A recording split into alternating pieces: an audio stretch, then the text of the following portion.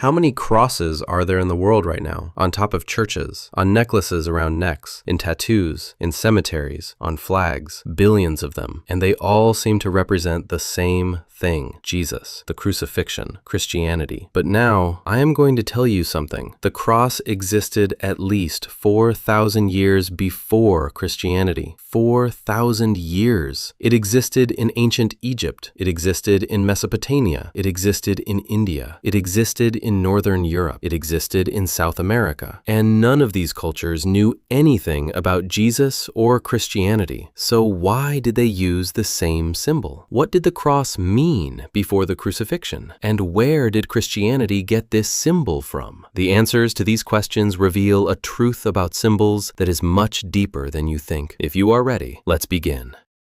First, we need to clarify something. The cross used in Christianity is a simple shape formed by the intersection of two perpendicular lines. But this shape is one of the oldest symbols in human history. Go to ancient Egypt. There is a symbol there. It looks like a cross, but it has a loop on top. Its name is Ankh. In Egyptian hieroglyphics, the Ankh means life. Gods carry the Ankh in their hands. Pharaohs are depicted with the Ankh. Ankh figurines are placed next to the dead. Life, immortality, divine power, a cross, at least 2,000 years before Christianity. Then look at Mesopotamia. In the Sumerian civilization, the cross shape represented the sun, the four directions, the four seasons, the center of the universe. Look at India. In Buddhism, the cross forms the basic shape of the Dharma wheel. Before the eight-spoked wheel, there was the four-spoked cross, the cycle of the universe, the flow of life. And look at Northern Europe. In Viking symbols and cultic culture, the cross goes back to very ancient periods, as the sun, the four seasons, and the balance point of the universe. Four continents, cultures completely unaware of each other, the same shape. So why? Because the cross is actually the simplest universal symbol. Vertical line, up and down, heaven and earth, God and human. Horizontal line, right and left, east and west, time and space. The intersection point of the two lines, the center, balance, the heart of existence. When the human hand draws this shape, it unknowingly draws the universe.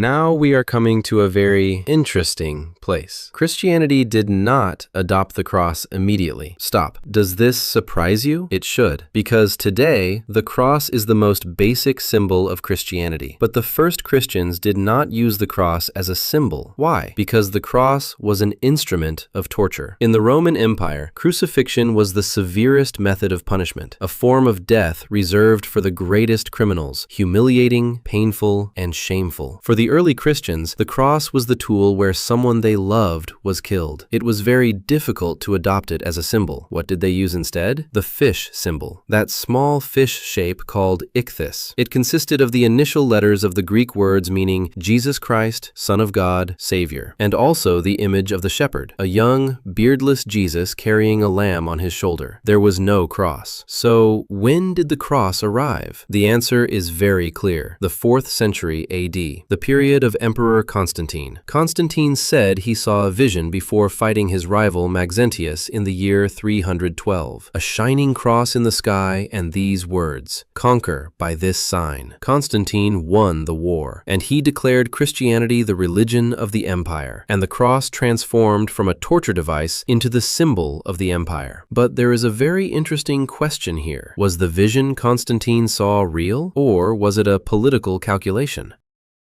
Now take a step back. Christianity adopted the cross in the 4th century, but on the other side of the world, in the Americas, communities completely unaware of Christianity were also using the cross. The Maya civilization. The Mayas used the cross as the symbol of the world tree, the four directions, the four seasons, the center of the universe. The temple of the cross in Palenque, thousands of miles away from the Ankhs in Egypt, centuries apart, but the same shape, the same meaning, the center of the universe. The Aztecs also used the cross. The cross was featured in the symbols of the rain god Tlaloc, and South American natives also carried the cross in their sacred geometries. Now think about it. On both sides of the Atlantic Ocean, civilizations completely unaware of each other, having never made contact, consider the same symbol sacred. How do you explain this? There are three possibilities. First, this symbol is the most natural product of the human mind. Vertical and horizontal, four directions, the center point. These are universal concepts that every human society would discover. The symbol is the simplest visual expression of those concepts. Second, it comes from a very ancient common culture. Perhaps thousands of years ago, before humanity had scattered, this symbol developed collectively, and when they dispersed, it was distributed equally to everyone. Third, there is a real universal truth behind this symbol, and different cultures, through different ways,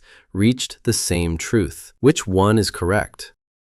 The story of the cross does not end here. Before and after Christianity, the cross also carried a deep meaning for many secret societies. The Knights Templar, the red cross, on a white background. The Knights Templar carried this symbol, but for them, the cross was not merely a Christian symbol. During their years in Jerusalem, they made contact with Jewish, Islamic, and ancient Egyptian wisdom. Some researchers suggest that the Knights Templar carried the cross with a much older and much deeper layer of meaning, the Rosicrucians. The Rosicrucian Society, which emerged in the 17th century, placed a cross at the very center of its symbol and a rose upon it, the cross and the rose. The rose represented the mortal body. The cross represented the eternity of the soul. This symbol was not Christian. It fed on Hermetic wisdom and ancient Egyptian teachings. Freemasonry. The cross also holds an important place in Masonic symbolism, especially in certain advanced degree rituals. And Masons connect this symbol to the tradition of Solomon's temple, and therefore to pre-biblical wisdom. All these societies say the same thing. The cross does not belong to Christianity. Christianity inherited the cross. Now look at that cross around your neck or on the wall, or visualize it in your mind. That shape was in Egypt 4,000 years before Jesus. It was in Mesopotamia. It was in India. It was in America. It represented life, the sun, the four directions, the center of the universe. Then a man died upon that shape, and from that moment on, the symbol changed. Or maybe it did not. Perhaps the cross has been saying the exact same thing for thousands of years. Life and death together, up and down together, heaven and earth together. And Christianity placed this universal truth at the very center of its own story. Was this intentional, or was it a coincidence? Write your answer in the comments. In the next video, we will cover the topic, where does the Star of David come from? The secret symbol of Judaism. Subscribe now so you do not miss it.